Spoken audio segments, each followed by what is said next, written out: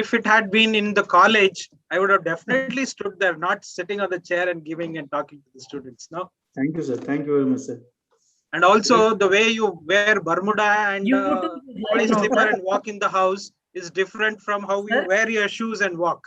Your attitude completely changes. Sir, even I still you- remember when I you was too, in Nagarjuna College, Dr. Venkatesh Babu sir invited me. I was not in the dais itself. I was fully in the conference hall, keep on moving with the mic and interacting with all the students. I loved it actually. So I'm ready. Whenever you tell me, we can start. Okay, sir. No issue, sir. No issue. Once 100 crossed, we can start. Sir, we can start at 11, sir. 1 minute is there. We can start, sir. Okay. Okay. Kiran? Sir, good morning, sir. Yeah, good morning, Kiran. Coordinator. Hi, sir. Can I start, sir? I will start. Okay, good morning, one and all present here. A warm welcome all. Today, we are having a wonderful session with the eminent speaker. Before introducing our resource person, I would like to welcome you all for this session. I welcome our beloved HOD, sir, Dr. D.L. Venkatesh Babu, sir, our department faculties, coordinators of NCET. I welcome our respected HODs, professors, and faculties of different institutions. I welcome you all. The motto of this webinar is to impart the knowledge to all our students. So I welcome you all, my dear students. So I will take this opportunity to introduce today's speaker. Just 1 minute, Kiran. As HOD, just I'll do a formal welcome to all of you. Very good morning to all of you. And thank you all the delegates and participants for showing interest to learn some webinar learning from Project Progress. Today we have an eminent speaker with us, and engineer Nagesh Ramamurthy sir is a founder and principal consultant of Aadhya Global Advisory Private Limited, Bangalore. And also he is having a vast experience in the area of construction management. Already has trained many 6,000 plus engineers, and the details given by our coordinator Kiran, engineer Mr. Kiran. On behalf of management and the Department of Civil Engineering, I my own welcome all of you for the webinar on learning from Project Progress. First, let me welcome the engineer Nagesh Ramamurthy sir. Sir, thank you very much, sir, for accepting our invitation and sparing your valuable time with us. We are very much happy and honored your presence and sharing your experience among budding engineers and all the upcoming engineers or working engineers. We are very much thankful to you, sir. And also welcome Engineer Ashok Kumar and Engineer Mohan Raj and many professor consultants. They are all joined here. As per the coordinator, they told 300 plus registration. I welcome you, all of you, on behalf of Nagarjuna College of Engineering Technology. Now I request the coordinator of the webinar, Mr. Kiran, just a brief introduction about the speaker. Thank you all. Okay, thank you, sir. Thank you, HOD, sir. I once again welcome our beloved HOD, sir, Venkatesh Babu, sir, our department faculties, coordinators, and respected HODs, professors, and faculties of different institutions. I welcome you all. The motto of this webinar is to impart the knowledge to all our students. So I welcome you all, my dear students. I will take this opportunity to introduce today's speaker, Engineer Nagesh Ramamurthy, sir, a graduate in civil engineering from Bangalore University, obtained his master's in business leadership and management from Michigan State University. He worked in the construction industry for 3.5 decades. He is passionate about project management. Currently, he is a research scholar in project management. He has been a leader to project professionals in architecture, developer, and large national and multinational firms. A passionate teacher and coach took him into portals of many engineering colleges. As guest faculty, he has imparted his experiential knowledge to over 6,000 emerging engineers and practicing engineers in various aspects of construction and project management. Till recently, he was a board member at Project Management Institute, Bangalore chapter. He was the chair of the Engineering and Construction Forum and also heading the Corporate Relations Portfolio. So he is passionate about gathering more from Gita and Bhagavatam. His hobbies are watching youngsters play on the streets. His interests are reading management books and writing about his professional journey. With this brief introduction, I welcome our resource person to this session. I welcome you, sir. Thank you, Professor Kiran, and thank you, Sir HOD of Thank you, Nagarjuna sir. College of Today is Engineering and very Technology for welcoming happy to me. hear. Thank you very much. It's indeed a pleasure to be among so many students. It's been a long time that I addressed a gathering of students like this. I think 4 or 5 months ago, I did one session for CMTI. Before that, I think it was 2.5 years ago when I had spoken to students very long ago. Okay, I thank this opportunity to speak about my experiences, my learnings from Project Progress. And while I'm doing this, I also thank all those students who helped me learn actually. There were so many students with whom I have done a lot of master and doctoral thesis. It has been a learning experience. While they worked on their thesis, I worked on my learning. Thank you for all the students as well who were with me in that learning. Before we move on to, of course, I have thanked all the organizers, all the participants, and especially I see my friend Ashok Kumar and Mr. Mohan Raj also. Well, I have kept this presentation little primitive, keeping in mind the attendees are mostly students. It is more student-centric presentation related to learning and projects. Uh, those who are already worked in different projects may find it little basic and primitive. Sorry for that. But if you think that this is a good refresher, please take it that way.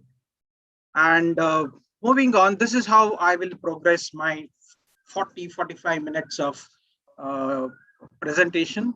I will, since the topic is learning from project and progress, I will first talk about projects, then talk about progress, and then talk about learning. With these three stages, then we will see if there are questions from the students or anybody else, and then we will have a discussion if there needs to be one. So this is how next 40-45 minutes is going to pan out for every one of us here. Now, talking about project, as I was introduced, I'm very, very passionate about project management. I think I've done project management for almost 3 decades, 2.5 decades, over 2.5 decades. So I started small time as construction management and then moved on to project management. You all should know that construction management is the subset of project management, which in turn is subset of management. So management, project management, and construction management. That's how it is, one subset of another. So 2 words. If you look at these 2 words, project and management, project is mostly technical. Everything that is encompassing in projects are all technical. So how is technical things going to get managed? Long ago, I was told that these 2 words are oxymorons. You cannot manage a project. Management of project is very impossible, kind of. But you have management in every sphere now. Your financial management, your health management, your wellness management, your body management, your fitness management, you name it, you have management everywhere. But construction and project management is there since time immemorial, I say. But it has come into limelight only in last 3-4 decades. When we built large monuments, like we had Leaning Towers of Pisa, we had the Egyptian monuments and many old Gothic architectural monuments. How were they built? Was there no management there? There was, but there was no terminology called as construction management. There was science behind it. There was technicalities behind it. Pythagoras theorem was there. It was relevant. It was used those days as well. Construction techniques were used. How did the large blocks of stone go to the top of the Egypt pyramids? How was Giza built? Otherwise, so it was prevalent. Only thing, it has come into as a science only later on. As a skill, as an art, it has come only later on in last 3-4 decades. Otherwise, construction and projects management was still there. It's gaining prominence now because The expanse of construction has increased many folds in last 3 decades. We have got a lot of urbanization that has happened. If you see, IT industry has kind of taken away cities by storm. We have projects happening left, right, and center. There is infrastructure projects happening. So in last 3 decades, project management has taken prominence. But it doesn't dissolve the technicalities of the project. You have budget, you have people, you have calendar, you have a lot of elements in projects, which comes from concrete, steel, glass, wood, wool, carpet. So many things a project is made out of. There are so many resources. There is human resource. There is many other resources. There is energy into it. All this needs to be managed because they are coming from different sources. Their utility is different. Their quantum is different. Their behavior is different. Their should I say, components or nature is different. So they will all have to be managed. It's like making an elephant dance. It's how difficult it is to train an elephant and make it dance. So making a project, developing a project is like making an elephant dance nowadays. So that is why this management has got a higher prominence today. It's like saying that we have an elephant walking into a town which is full of blind men. Now each man want to feel and observe that elephant. They have never heard about an elephant. It's just walking in. The bell clinging, which is tied to the neck of the elephant, made them come out and try to feel the elephant. And every blind man wants to feel it the way he feels it. Somebody says it's a rope, somebody says it's a tree trunk, somebody says it is an arrow. In projects, that is how it is. Everybody who looks into the projects, who contributes into the project, who is interested in the project, looks at the project in the way they want to look at it. But we are not trained that way. We are engineers. Sometimes it is good for us to go back from a distance, see the project and say, this is a project. This is an elephant, not the components of it. The components makes the elephant, but the components together builds the project. So how do these components contribute to the project, and how are they managed at the right point of time or right quantum or right behavior is the management that we generally do in project management. With that little insight, let's move on to the next set of it. Now, having done projects for so long, there are 3 things that I see are very prominent in projects. I call them 3 C's. Any project that you take, let me tell you, project here, since we are all predominantly civil engineers in this gathering, we talk about construction project management. But projects in general happens everywhere else also. Like you look, take the COVID vaccination that's happening currently. We are all talking about it. We are all into it. Either we are interested, or we are influential, or we are into it. Despite that, it's a project. So any type of project, be it construction or otherwise, there are 3 C's which I have seen in my life. They are very complex. Why are they complex? Because there are so many components of it. If you take a large project, maybe running for 2.5 years, multi-million-dollar project, just a bank of consultants or team of consultants who work on the project is maybe in sometimes 3 digits. So many, let alone the items of components that go into the project. Imagine if only those who are designers and who contribute directly or indirectly to a project are so many. Imagine those people who come forward and build the project. So many. There are so many items that get into a project. So many disciplines: electrical, HVAC, firefighting, construction, civil engineering, security and surveillance, so IT, you name it, you have every component into a project. Each discipline brings in so many items, so it becomes more complex. That's why project management becomes very important. So many people come together to make a project. Complexity is the nature of the project. As engineers, our job is to look at that complexity and then simplify it. That's our job. That's the job of a project manager. That's the job of somebody doing project management. Bringing it, like computer through which I am having this discussion with you, is so complex, but it's binary, 0 and 1. If you go to the basic, it's just that. It is, this complexity is built from something which is basic. Similarly, a project is built from something that is basic. So we start with basics, then make it simpler. 1C is that.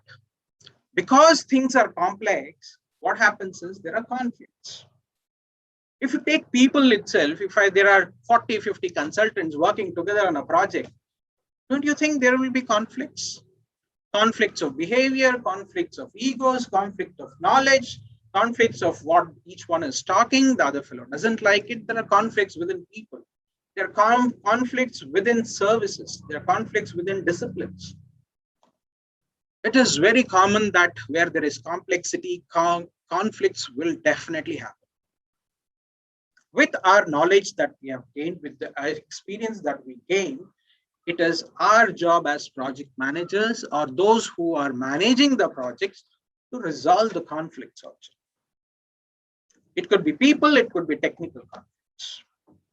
The third characteristic of a project is change, the third C. Now show me one project which doesn't have a change. You have a project to go to Singapore. You have a project to go to Mysore. You plan a project to go to Nandi Hills someday. Anything that you plan will not go as per plan. There are changes. A project having changes is natural. Some changes comes because of that conflict. Some changes comes because of the complexity. Some changes happen because of the environment that the project is happening. Some changes might happen because of the statutory laws. Some changes might happen because of something that is not available. Some changes might happen because some item has become obsolete. You planned for something, by the time the project is over, that item that you thought that you will put it in the project has become obsolete. Now you have to go to the upgraded version. So changes are integral part of the project. As engineers, we have to manage all these things. Now let us go into a little interesting and very basic about project. Now in construction, it is common that we manage these three things, which is the basis, which is the project triangle, what is called as. We manage the scope. Scope is mostly the technical part of it. What is it that is being bought in the project? Because under construction project is a transaction. Something is being built for buying. Something is built which is already bought. So what are you buying? What are you building? There is a technicality behind it. So that forms major portion of the scope part of it. Now, then comes the cost and the time. In project, our job as project managers is to manage these three. I'm sure most of you students out here who are aspiring emerging engineers would want to become a project manager one day. You want to independently manage your project. You want to probably have your own organization. That's a project for you.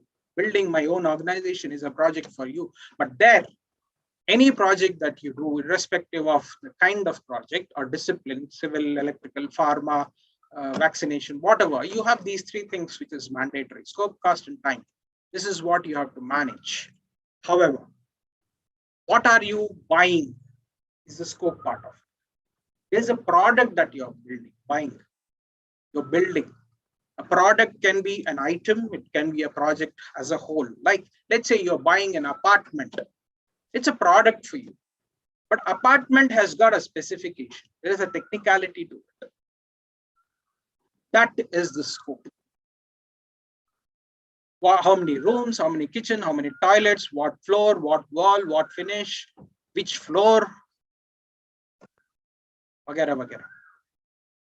So scope comes in different forms. Let's take that subject as a different topic altogether for another day. But scope comes in different forms. Scope is available in product brochures. Scope is available in specifications. Scope is available in contract document. So many places a scope is available. All that you guys are learning in college, 75 to 80% of it is available in the scope document and projects. There's nothing that you are learning in the college and is not available in scope. I would say 70, 75%. Because there are a lot of things that you will learn when you go on the field. So anything that you are gathering in the college is a part of the scope. I'm sure you have the next aspect. When you're buying something, it has a cost attached to it. Either you buy something based on what you have in your pocket, or you buy something based on what you want and then gather cost to it. So, but there is a cost attached to it. Now, each cost is also determined by the time. A project has a duration. And this triangle is called as project management triangle. So there is a defined scope, defined cost, defined time in which a project has to be done. Any one of the change in this triangle, the triangle is no more isosceles. It becomes oblique or acute. So what do? Our job is to bring back the project into this triangle. If the scope changes, the cost may change or the time may change. If the time changes, there could be an impact on the cost. If there is a cost implication or I have less money or more money sometimes, what happens is I will change the scope or I'll change the time. So this is the change which I was talking in the previous slide in 3 C's. This change is what we have to manage. Either we have to see that we adhere to this triangle, or if there is a change, we manage those changes. The reverse is also possible, which I just now said, that scope, cost, time, and scope, or the other way around. Both is possible. This is what we have to keep it in mind. While we are keeping that in mind, there are many other areas where we have to upskill ourselves when we work in the projects. What are those 4 areas? Every cost, every scope has got a definite quality that I want. When I'm paying a 10 rupees for something, I want a defined quality to it. So quality management, along with scope, time, and cost management, is the next biggest priority. While we are doing that, I told you, every project is a business transaction. For us engineers, it is technical mostly in the projects, but ultimately somebody is spending, somebody is buying, somebody is earning money, somebody is spending. So there is a procurement transaction between the two. There is a buyer, there is a seller. And how does it happen? How is scope, time, and cost defined in the procurement? How is the best product being bought at the best time and cost? How is the quality defined when you are talking the transaction? How is the quality defined or determined or taken in the project when the project is running? All that is available in the procurement. How do you do the procurement? There are various methods of doing procurement. I don't want to get into that, but I'm only saying that when you're learning in projects, you will have to learn a lot about procurement management. It is not, you may say, what is procurement? It's a contract You must have heard about the word contract, agreement. Those are common words in procurement. It's not my cup of tea. I'm an engineer. Why should I know about it? Why shouldn't you know about it? Because all that you have to do in the project is available there. You cannot help somebody sell and buy and still manage without looking at how the procurement has happened and what is the terms and condition. You should know about procurement. And remember, 2 slides back, I talked about conflicts. Conflicts can happen because the way procurement is done. We have to manage those conflicts also. So we have to, being technical engineers, we have to get into procurement to whatever extent we have to. Of course, in colleges, in those who are students of construction management would know that there are 4 M's. 4 M's. Man, material, money, and not just 4. There is more. With those 4 resources, if you don't have energy, where will you do the work? How will the resources perform if there is no energy? So energy is another input. So resources are the input. Look at that juice making machine on the footpath.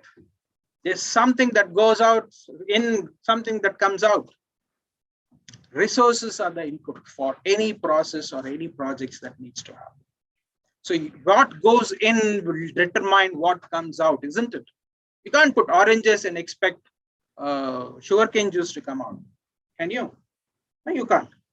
So managing what goes into the projects is what we will have to look at. That determines the cost, that determines the time, and that also determines the quality to a large extent.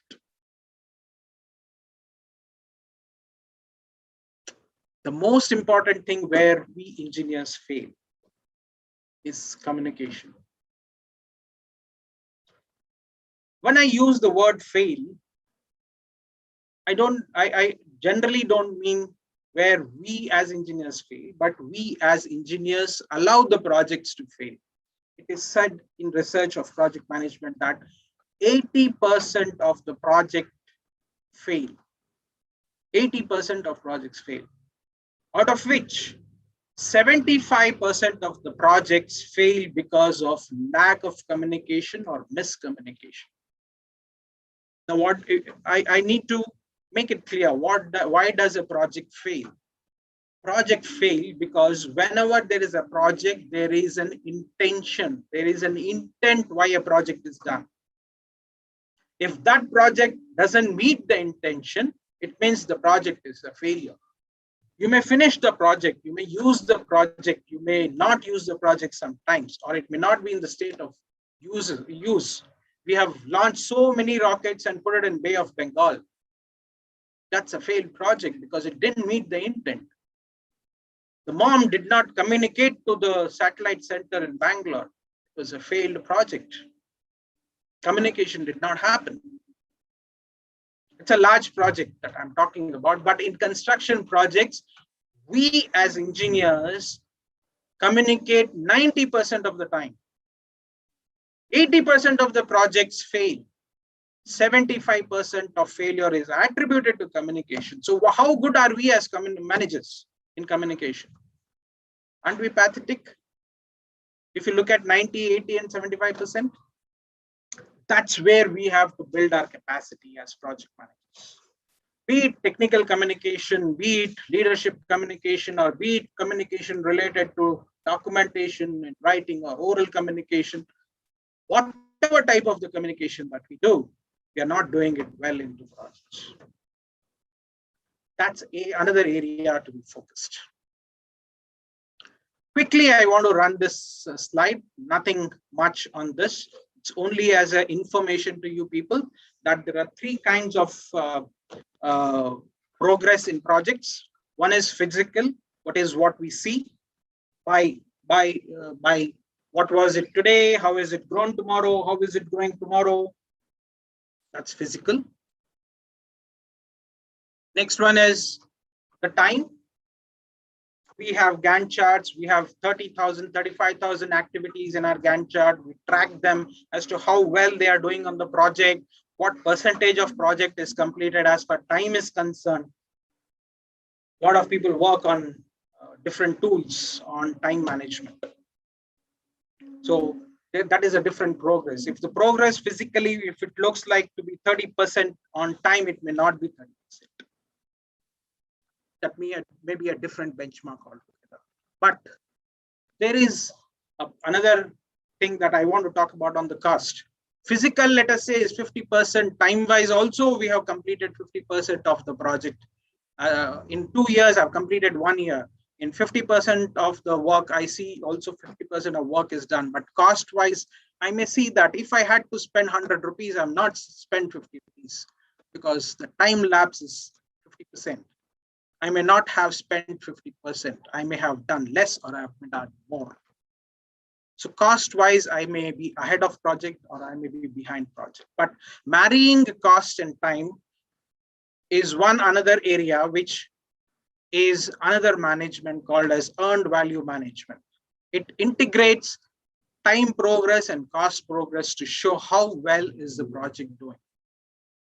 When you come into project and start working, this is one area where you need to focus and understand how earned value management works, how progress of the project is determined on 2 axis basis. One is on the cost, one is on the time, which integrates both cost and time and tells you the health of the project.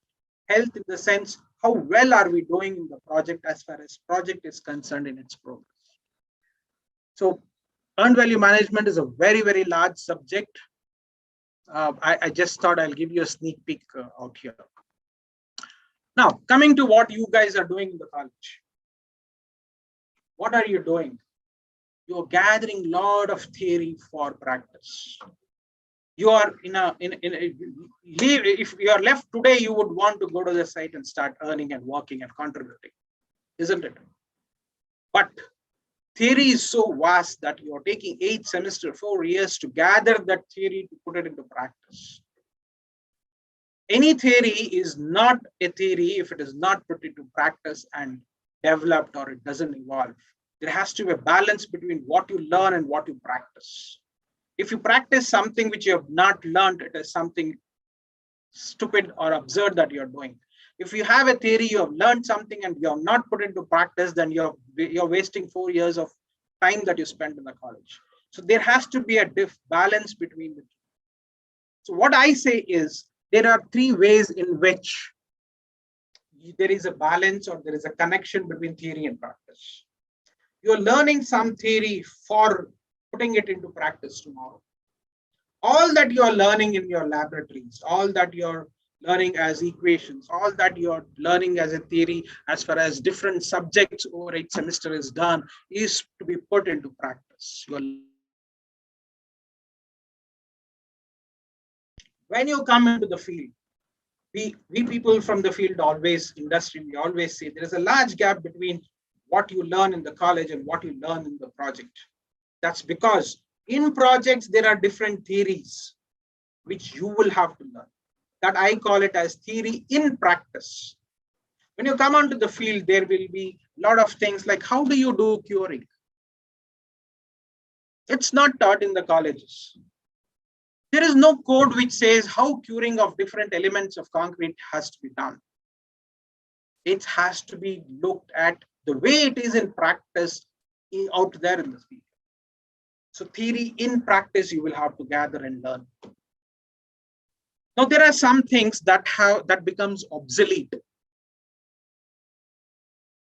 There are a lot of things that are ideated, innovated, put into practice.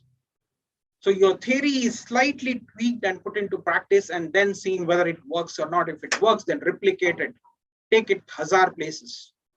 That is theory by practice.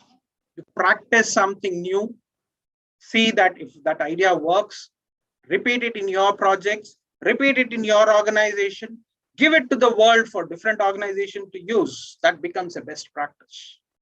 Theory by practice, that is. So that I will talk about this once again in the next slides which are coming up. But keep it in mind, all that theory that you accumulate today, tomorrow, or any other day has to be put into practice someday or the other. Look at that opportunity where you can put it into practice. Now, there are 5 things. There are many, many things that I have learned in projects.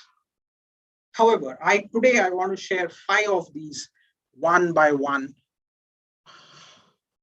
for you to gather and remember, and hope it will be of use to you. Now, what I say is understand a lot of things by asking why. We are all people of science, isn't it? Why should we take anything that is told to us without reasoning it out?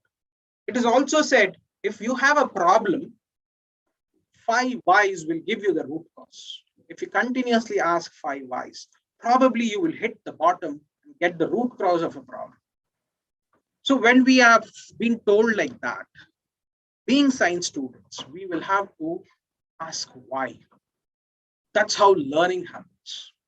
That's how I have learned a lot of things.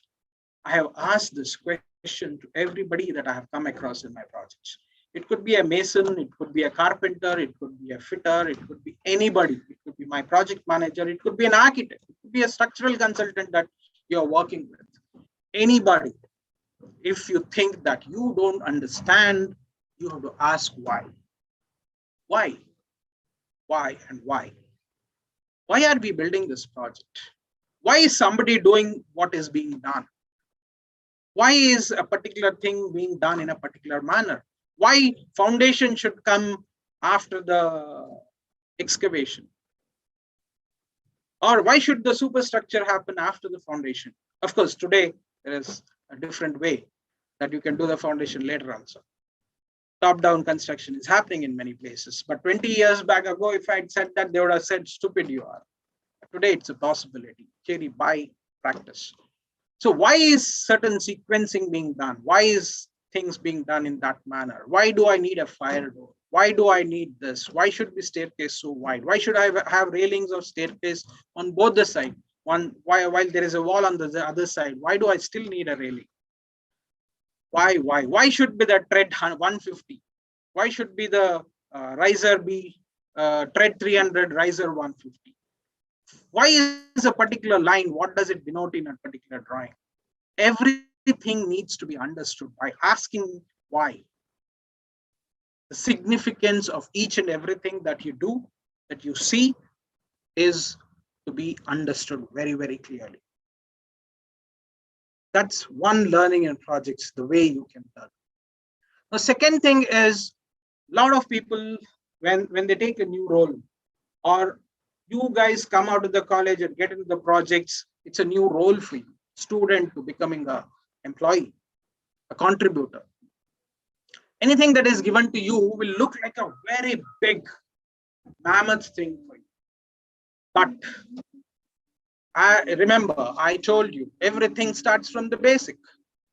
There are a lot of things that you have gathered in the college from where you can do a start.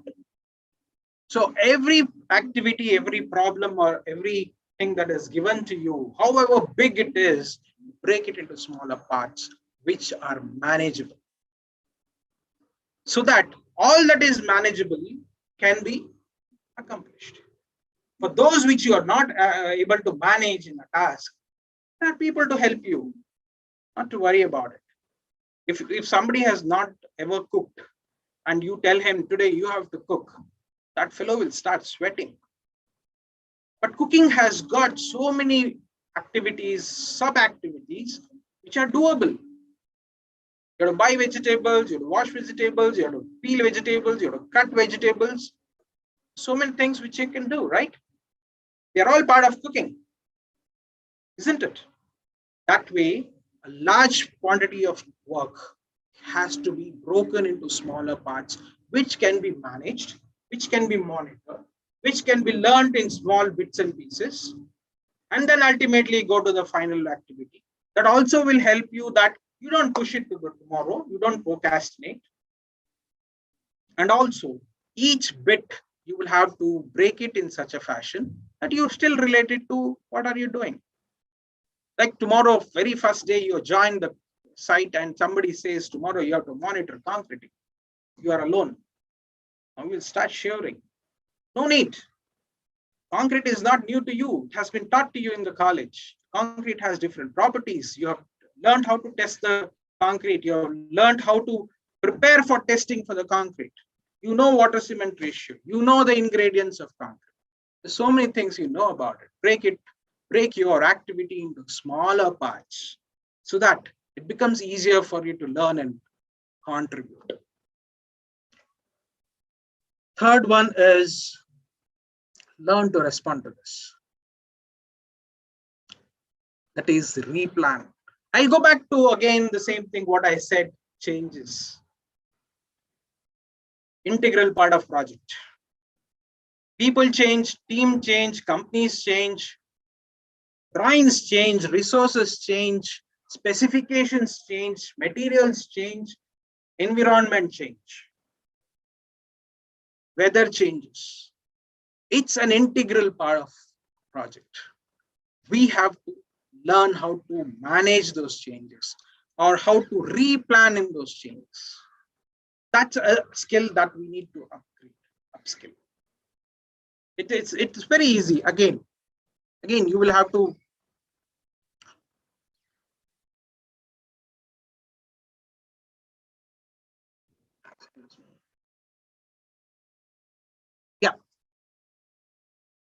there are a lot of changes that happen only in components of the project. Look at what component is changing. Look at the current status. There is a roadblock when you're driving. What has changed? Your destination has not changed. It's only the route that has changed. Look where you are. Find out what are the other ways to reach the destination. Then divide that changes into, again, the previous slide, into smaller components and achieve your objective. Simple. If you follow these three principles, managing changes is very easy. You have done it in your personal lives. It's only that you'll have to apply it to projects. Project management is, I feel, applying what all you have done in your personal life into the projects. That's all. What I'm saying is not new. This is something that I love to share. Having conversation with the right people. Remember the communication I was talking about? Projects failing because of communication. 90% of the time we are communicating. If we are sitting idle and silently also, we are communicating to ourselves. And sometimes we are not communicating to the right people at that point of time also. Instead of going out and talking to somebody, when we talk to ourselves, it does more harm to us. I'm sure every one of you want to become a leader. Every one of you want to go from bottom to up. There's nobody who wants to come down the slide. Whatever your goals are, you have to keep going up. That everybody wishes, everybody wants. But in that, everybody wishes to be the leader. Now, a lot of people ask, are leaders made or leaders born? My answer to that would be leaders are made. It is a small trigger or a small circumstance which make a person leader. I'll give you two examples. If Mahatma Gandhi was not thrown from that railway station, that was the trigger for him. If Mother Teresa had not seen the famine and people dying in Bengal streets, she wouldn't have been what she was. There is a trigger to everybody becoming a leader, everybody taking a particular path leading to that leadership. So you have to find your own trigger when you have to become a leader.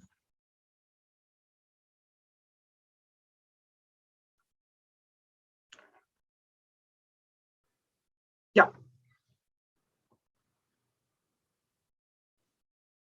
Famous Amitabh Bachchan line. हम जहां खड़े होते हैं line वहीं से शुरू होती है. Keep that attitude. I am the leader wherever I am standing. I know what I have to do. Right? Next one is you have to choose your icon. You have to emulate somebody. If you have to be a leader, you have to get those leadership qualities. You have to get those management qualities. You will also have that technical qualities. Some people are leader because they are charismatic. Some people are leaders because they have achieved something. Right? Today, Sonu Sood is also a leader. He was not a hero in films. Today, he's a leader. So, next one is choose your goal. Choose your goal. Choose your icon, then choose your goal. If you don't have a goal, what you want to do, then where is that leadership? Where will be you have the followers? You can't be standing on the top of the mountain one day and say that today I'm leader, you guys, you follow me. Nobody will follow you like that. You will have to stand by what you are doing. Stand by your commitment. Show by example. Do it and show it. So for that, you will have to be, as I said, technically very competent.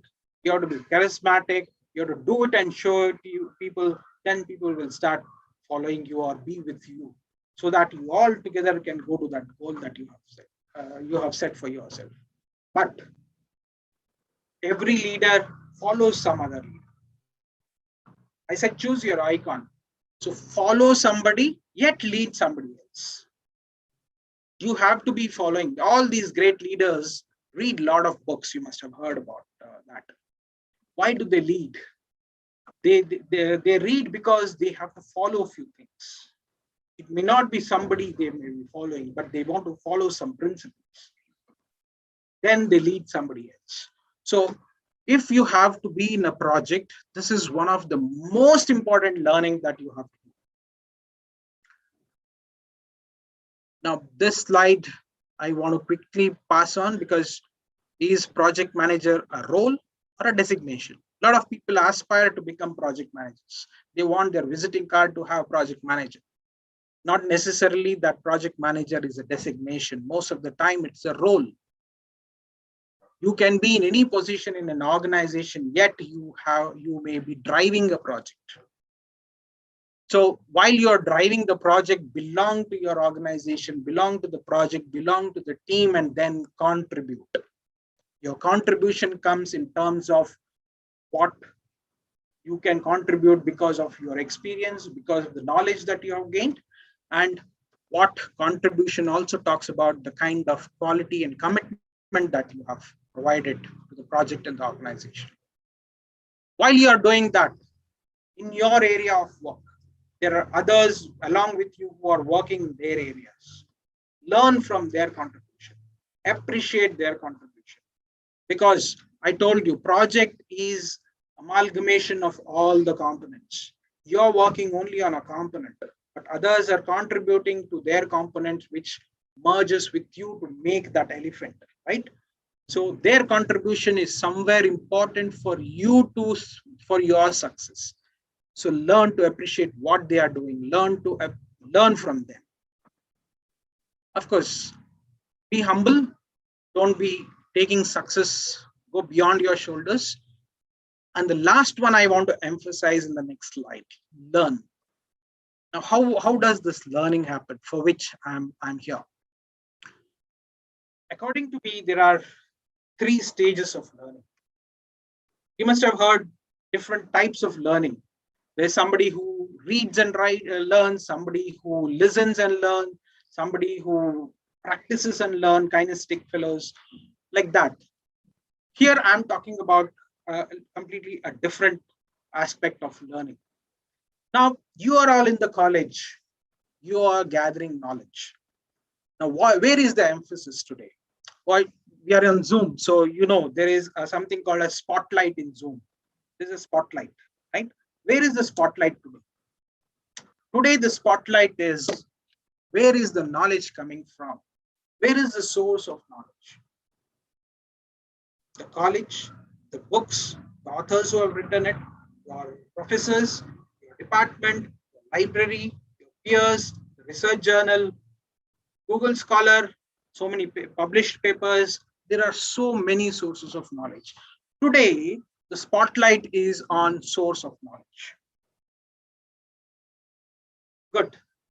But remember, I also told you theory for practice. When you go to the project, all that knowledge is tested, put to practice. Where is the spotlight now? Now it is not on the source. The spotlight is on the knowledge itself. You are using that knowledge for practice, thereby sharpening it. More you do things in a repetitive manner, faster you can do it, isn't it? So you are testing that knowledge so that you can do things faster, better, deliver more, grow further. So this focus shifts on the knowledge itself. Later on, the focus shifts on you yourself. What is it that I am lacking, that I now have to go back to the source of knowledge? Remember, we are talking about learning in a project. You don't know everything that happens in the project. You're only a part of the component. You are looking at only a component. You're a part of the project. Now, if we have to grow, you have to go to another component. There again, what is the source of knowledge? What is it that I'm lacking? Internalize it and then see what is it that I have to lack. I'm lacking. Remember, your goal is the leadership. Your goal is to become a project manager. Your goal is to build your own organization. So understand what is the gap, then go back to the source of knowledge. Spotlight the source of knowledge. Test that knowledge. Come back. Again, see where is the gap. Suppose you are building your own organization. You can't say, I'm a BE civil engineer, I've done masters, so I'll run this organization, leave everything to everybody else, put my legs on the table, sit and relax. It doesn't happen that way. You don't leave everything. You don't leave cash to the cashier. You don't leave all the accounts to the accountant. You don't leave everything to everybody, right? You want to gain a bit of knowledge there to see whether what's happening is correct. What is being told to you as data and information, you understand that well, isn't it? So you'll have to thirdly spotlight yourself every then and then to understand what is it that is as a gap within me so that I can go back to the source of knowledge. So this is the learning curve that keeps happening in the project for everybody. Of course, there are a few outliers who say that I am very content, whatever I am, I'm doing it, getting a fixed amount of salary till I retire, I'm fine with this. There are some outliers like that, but majority of us don't fall into that. We have aspirations. We need growth for those aspirations. For that, the base is the source of knowledge. Build it on using that knowledge, test that knowledge as practice, then go to the next level, see where I have to go, and then go back to the source of knowledge. I think with this, I have finished my sharing whatever I wanted to about projects, about progress, and about learning. If, most important, everywhere it is you in this whole presentation that I gave you. Thank you so much. I'm good to take any question and answer or have a discussion in case anyone wants to.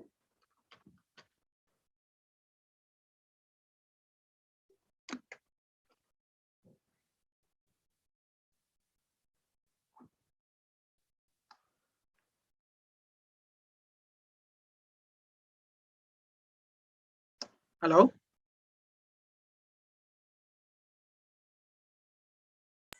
Sir, 1 minute. Okay. Yeah. Now I it got is- scared. I was thinking that all this while I was talking to myself. It was controlled. Now only we are allowed to speak. Okay. Yeah, it's a nice presentation, sir. Let audience speak. I give audience. So your inspired speech on construction management, many people not understood properly what is in construction management and what is required. That you have given very, very clear picture for all young upcoming engineers and how we should be and how to take up these challenges. Very well presented, sir. And also first time I'm seeing the speaker is presenting with a standing. I'm very hats off to you, sir. The way you presented, unbelievable, sir.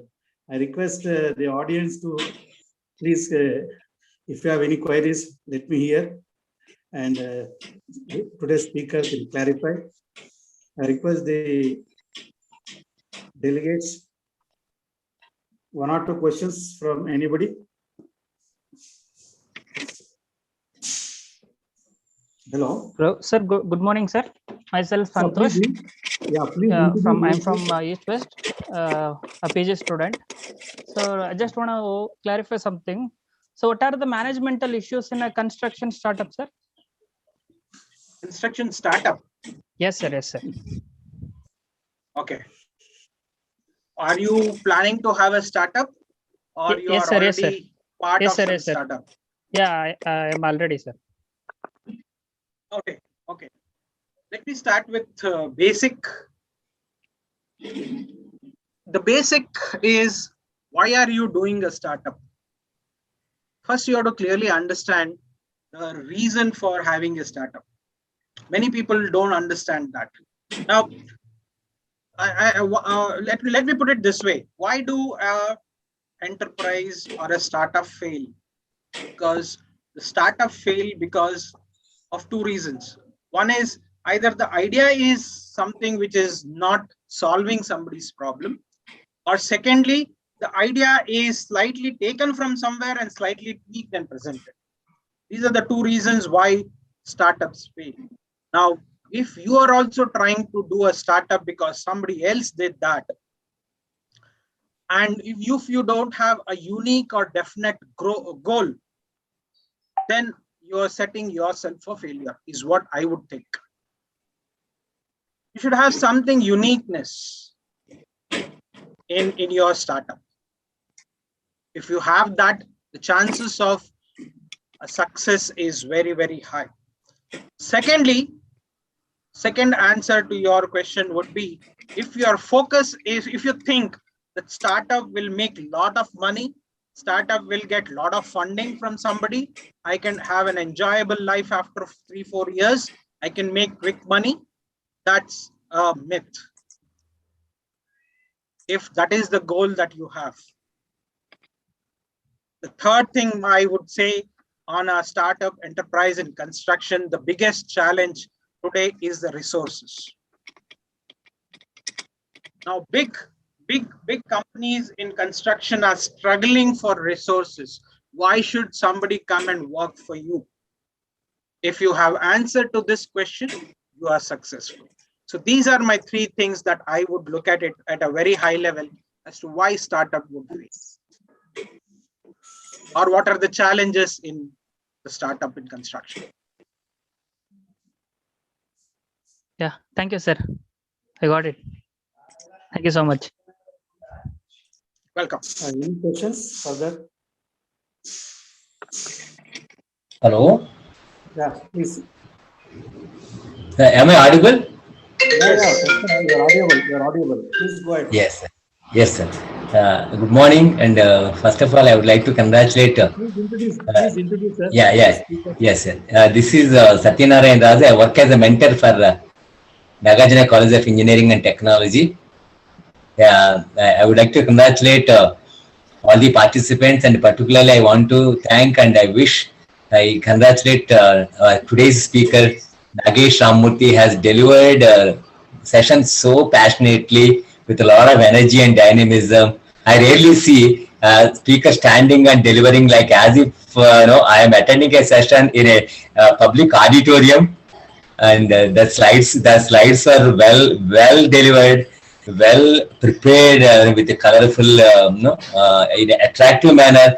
Simple slide, simple content, and with a lot of explanation and example, has covered a topic for particularly for the civil engineering. Organizing this type of workshop by civil engineering department is really highly commendable, and I appreciate Speaker Ramamurthy sir for making time and really enlightening all our civil engineering students. So my question is, when you compare with civil engineering and mechanical and other computer science branches, once a civil engineer joins in a company, it could be middle size or lower middle, small companies. Whatever they learn in the college and you listen some lectures like you, Otherwise, when they jump into the industry, they don't get a chance to sharpen their personality. They won't attend any training program. Even construction industry heads also, they don't worry about their employees to learn time management, leadership. Unlike software companies like Infosys, Microsoft, they spend a lot of money on the training part. Why this discrimination happens when it's come for training and development, particularly for civil engineering, who face a lot of problems in the construction side, but they're never being provided continuous training program and to upgrade their leadership skills. So is there any reason, do you think the civil engineering can somehow manage, unlike computer science engineering?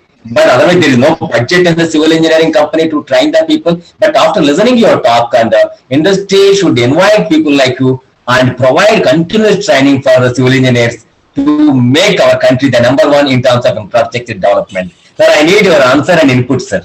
Thank you. Thank you for letting me know that you liked my presentation, Mr. Satyanarayana.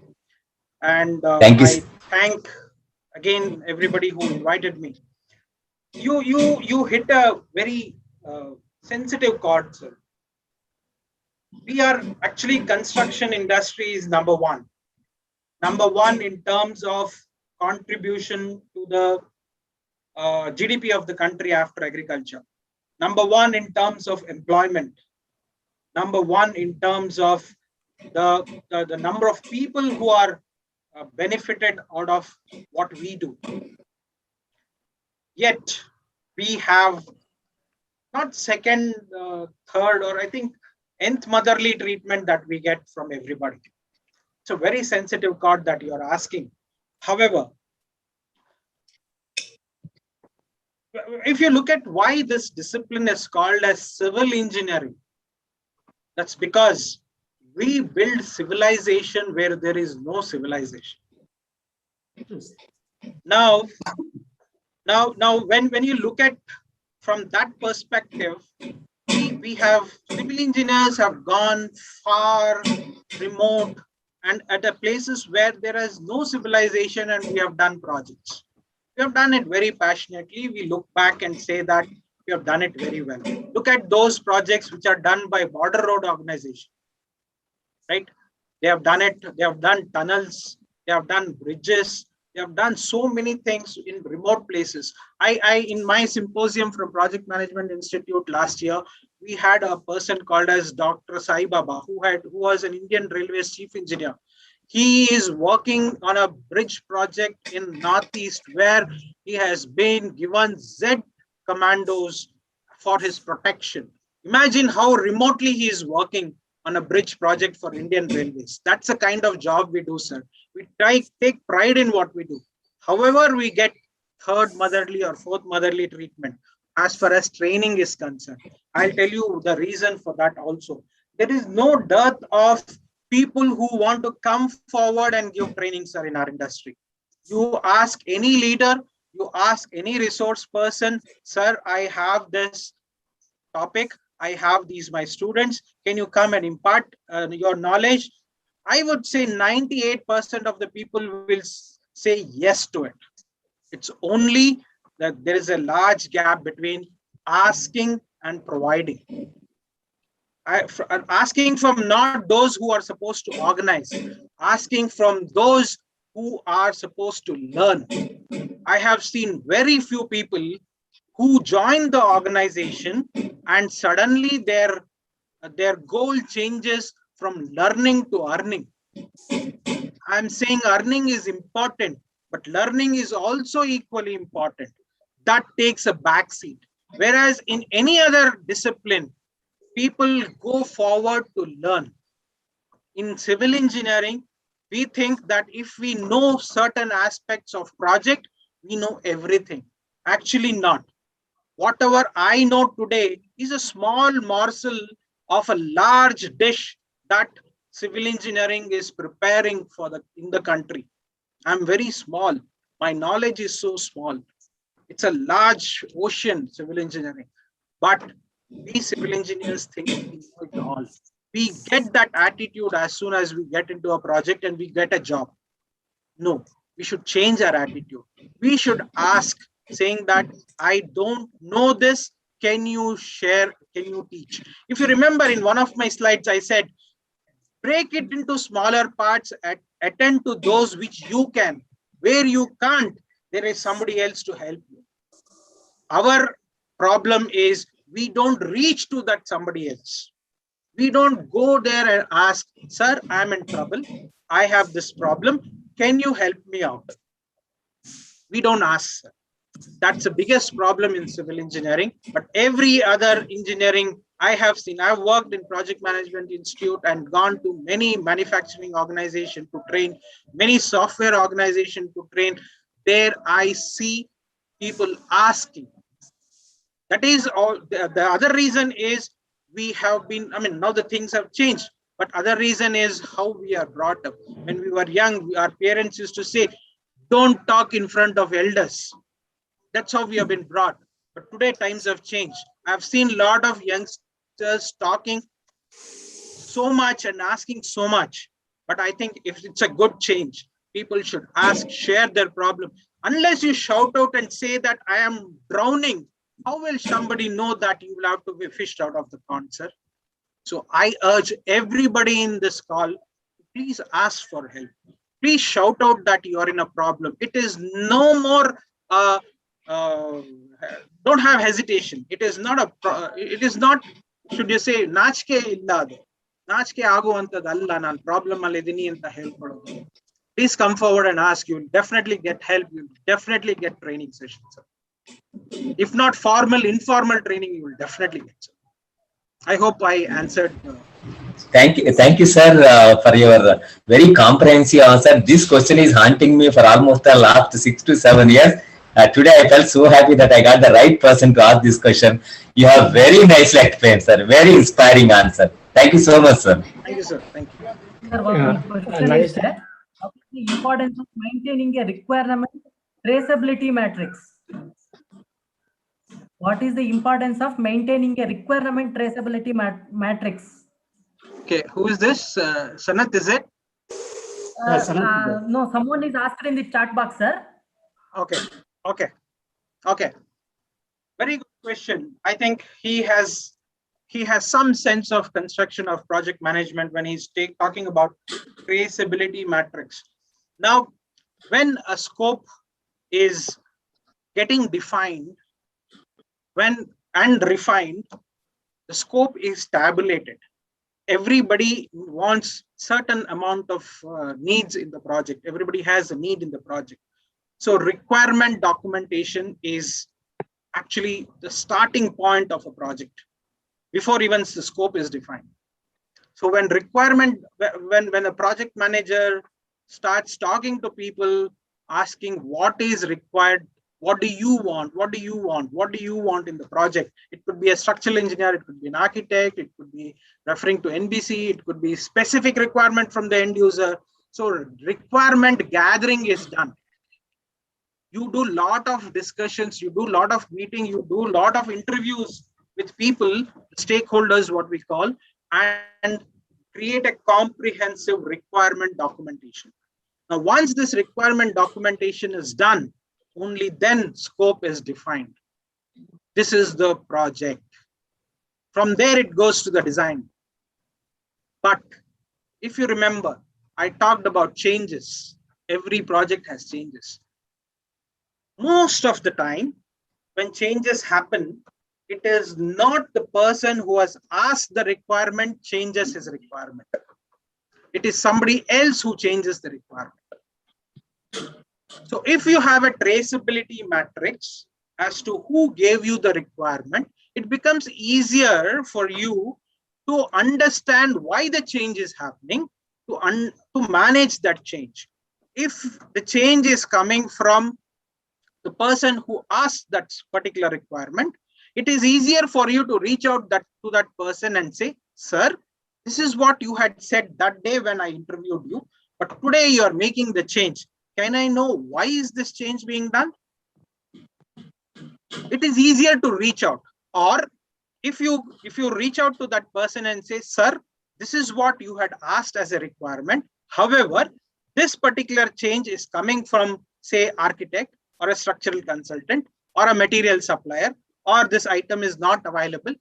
What shall we do? How will you be able to help me? This is one example of why traceability matrix is very important. You will be able to reach out to the source of that information who gave you the requirement. Else, what will happen if you don't know who has given that requirement? You go ahead and do the change. Later on, that person will come and say, this is not what I asked. When user testing is happening in a project, the user will say, this is not what I asked. You went ahead and did the change. You never asked me. I don't want it. User acceptance tests, guess, failed. UAT is a failure. So traceability matrix, this is the quick example that I thought I can give it to you as to how traceability matrix helps. It gathers everything that the requirement is coming from. I hope I answered the question whoever asked. Rajasundaram is asking, sir, please give me idea to overcome my student syndrome in work as well as in life. Wonderful, sir. If you refer my last slide, I had said, put your focus. We are on online mode. Put your spotlight on those 3 areas, sir. I think you have to put the spotlight on yourself as of now. Student syndrome is very, very common when you guys go to the project sites. Of course, you are the last fellow in the organizational matrix. However, you are not unimportant. How do you show that you are also important? 2 things I spoke in the slide. One is you belong to the team. Show that you belong. How do you show that you belong? Start talking to people. Make acquaintances with them. Get closer to them. Understand them. Ask them if they need any help. Put your foot forward. If you stand, the help will not come wherever you are. You have to go to them. They are your elders. They are your seniors. They have joined the organization before you. You go to them and start developing that rapport. You will start belonging to the project. You'll start belonging to the team. You'll start belonging to the organization. Second thing I spoke about, start contributing. People should know that you are there to contribute. You are not one among the herd. You are important. Slowly, you are there to become the leader. You have to show that. You have to demonstrate that. For that, you will have to sometime tom-tom what you have done. If you do something, go and tell your boss saying that, sir, I have done this. What next? Can you give me another assignment? Sir, this is what I have done. This is what I could do. Here I have slight problem.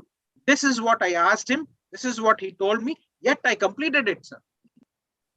Start tom-tomming. You have to become your own marketing agent to grow slowly. Start belonging, start contributing. Third one is, when you start contributing, start showing up yourself. I hope I answered. Sir, basics for project management and profit from Akshata. How to start an economical project? 2 questions are asked by her. One is basics for project management and profit. How to start an economical project? Okay, I am not understanding the question, but whatever I understand, I will try to answer. The project management and profit are 2 different things. Project management is not done to earn profit. They are 2 different things. Please delink them. Project management is done because project is very complex. Somebody has to look at a project from a distance and match the components. That's why project management is done. Not all projects are for profit. Not all projects are profit, except for those goons who are all over the papers today. Vaccination, which is being done in the country, is a project. It is not for profit. Not all projects is for profit. If you join Rotary Club, if you go and attend their meetings, they do so many projects. It is not for profit, but it's called as a project. If you look at Akshay Patra, what ISKCON is doing to feed all the students in the school so that the school students attend the class. Nobody should learn when they are hungry. That's a project run by Akshay Patra. It's called as a project. There is an intent, there is a goal. It is not for profit. So dealing these two, projects is different, profit is different, right? A project has got those few management that needs to be looked at. What I talked about: scope management, cost management, and time management. This triangle, project management triangle, you will have to learn. How is scope defined, managed, and validated? What I am buying, I am getting. What quality I want, quality management. What procurement, procurement management. Communication management, resource management, scope management, cost management, time management. There are 10 different areas of management under project management. You have to learn all of them. Each management is like that juice making machine on the footpath. There is an input, there is an output. There are processes in each of them. You put something, you get something out. That is project management, right? You put money as a resource, you get product. You could put money as a resource, you get labors. You put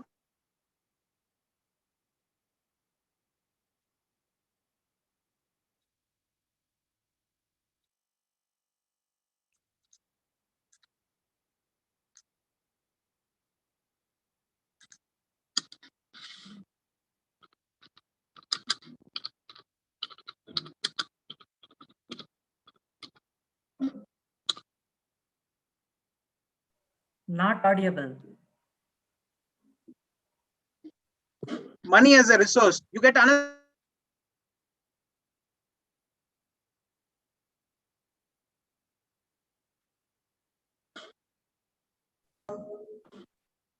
Am I audible? Yes, sir. Yes, sir. Yes, sir. Sorry, I lost internet for a few seconds. So using a spanner to change the tire is the process. Tool is the spanner. If you don't know how to use the tool, you know it only in theory, it's of no use. In project management, you have to use the tool and practice it. So these managements will have to be practiced in project. Those 7, 8 are very important. There is risk also. Coming to the third part of your question, which talks about how to do project for profit. That is the part of your cost management. Balance sheet. Cost management talks about cost of all inputs and cost of all outputs. You have a budget. Why do you make a budget in a cost management? Because you need to know what is it that you are going to spend in the future. Budget is always for the future. The country's budget for the next year is presented in February, March, because that is in the future. So in the project, you make a project plan, which is cost plan, which is the budget. In the budget, you will earmark all the expenses. You will earmark all the income. That's the balance sheet of your project. You will have to see whether it is making profit or not. Credit and debit. Again, you are going out of technicalities, but it is part of your project. You need to know a bit of accounting also, credit and debit, profit and other things. So efficiency, you know the definition of efficiency from your physics school days. What is efficiency? When input is less than the output, then efficiency is more. So for profit to be more in this balance sheet, your input should be less than what is your income. That gives you the profit. I hope some kind of understanding I've given on the question. One more last question, sir. I'm a student. I completely understand the concept, but I fail to apply in real life aspects. How could I do this? Two ways of doing it. Understanding the concept, if you understand it, that's kind of 60% done for me. A lot of people don't even understand the concept. Turning a spanner clockwise opens the nut or anti-clockwise opens the nut. A lot of people don't know. You can try it out. Do you really know? If you know the concept, 60% job done. Now, there are two parts to applying the concept. One is you will when you are given a job, I'm sure, I don't know if you're working or you're still a student, I don't know, but when you start working or when you are in execution of anything, you will have to quickly recall all that you learned in your theory. It could be school, college, or engineering, wherever you learned whatever, as to how it can be quickly applied. Quick recall is very important. That's what is said. No, thinking on your foot. That is very important for engineers. We'll have to quickly think as to how do we solve the problem. We should have a good recall. So if you understand those concepts very well, then recalling becomes very easy for you. So I assume that recalling is not a problem for you because you have understood the concept. So once you recall, you will have to understand what needs to apply where. That's the first part you will have to understand. You can't apply any tool for any problem. You can't use a spade to take out a prick on the nail. Not. So you have to use the right tool for the right problem. That's why I said, talk to the right people. You have to understand who are the right people. Same way, you have to pick up the right tool from the basket of tools that you have to solve the problem. If you understand that, I would say another 20% of job is done. So you are at 80%. The second part of it, or the third part of it is sometimes you have the tool box with you, but you don't have the place to apply it. For that, you'll have to go and ask. That's where is the problem. Most of the time, we don't go and ask. We don't give a helping hand to others. If somebody is in problem, you say, I have this toolbox, can I help you? When somebody's tire is deflated on the road, you have a toolbox. You stop your car and you ask them, can I help you change the tire? Same way in the projects, you have to put your foot forward. Two reasons. One is you're using the toolbox, you're applying your concept. Secondly, you're building a rapport with that person to whom you're helping. Tomorrow he may help you, you never know. So that is the third part. So always look at opportunity where you can use your toolbox.